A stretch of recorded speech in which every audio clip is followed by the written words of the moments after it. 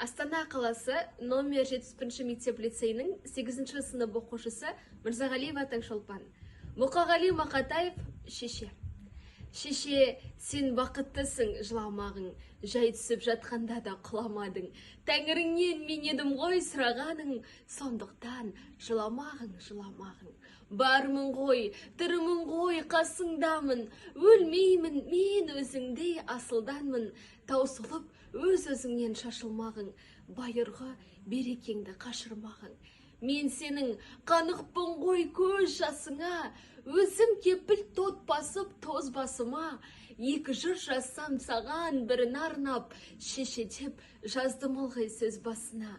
Тәңірім, кеше көрдім кесіріңді, аспанға жазам сенің есіміңді. Шеше, сен бақыттысың тербете бер, құба талдан иілген бесігің.